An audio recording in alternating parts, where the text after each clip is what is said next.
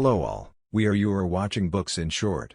In this video, we will go through the learning of the best-selling book Getting to Yes by Roger Fisher, William L. Ureyu and Bruce Patton.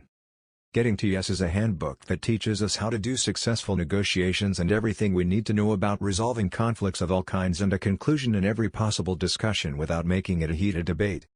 The world is changing at a very fast pace in the last few decades.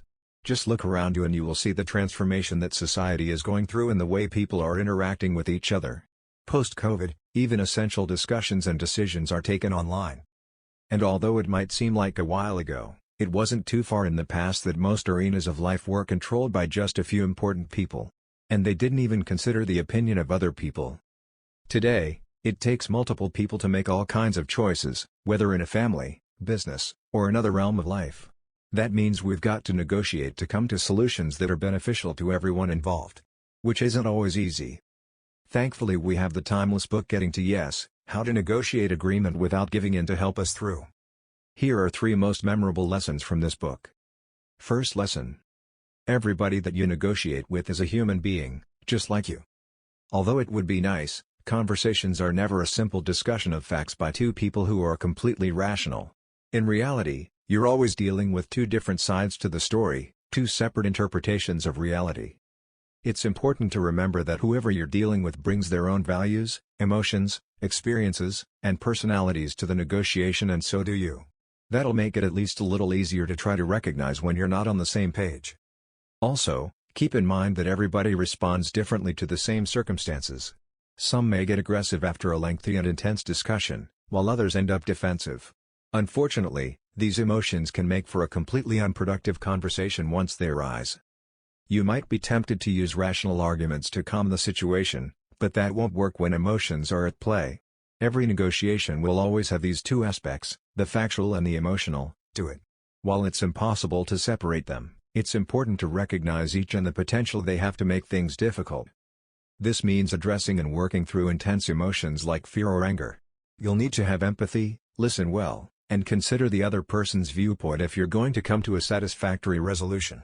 Second lesson. If you want to reach a win-win outcome, you must consider every option instead of focusing on one solution.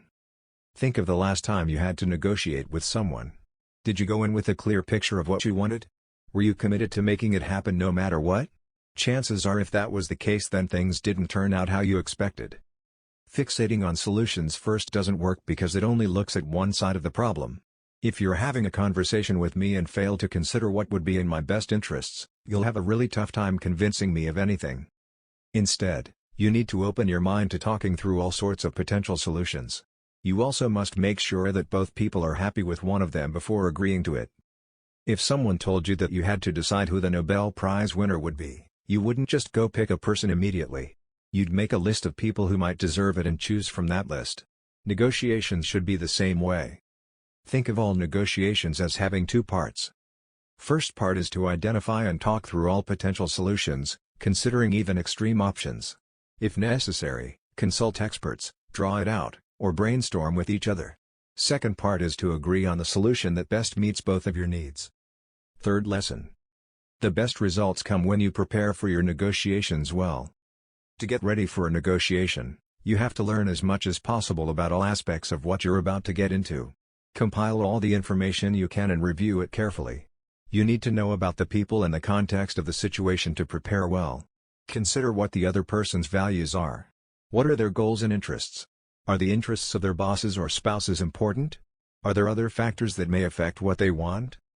By preparing as much as possible, you'll understand enough to get your point across well. You'll also significantly increase the chances that you'll come to a fair conclusion for both sides. If you're unprepared, you'll probably end up wasting your time arguing due to unforeseen emotions, prejudices, and assumptions. You also must consider the logistics of your discussion. Where will it happen and at what time? Is it better to be done face-to-face, on the phone, or by email? If you establish a deadline, will that help or make things worse? It might take time to consider all the details, but doing so will prepare you to make the negotiation a positive experience for both sides. And by doing that, you'll be far more likely to end up with a resolution that everybody is happy with. Hope you enjoyed today's feature. Stay tuned, we will be back with another bestseller next week. Do reach out to us with suggestions on the next book that you want to be featured here. And please do like, subscribe, follow and share our channel.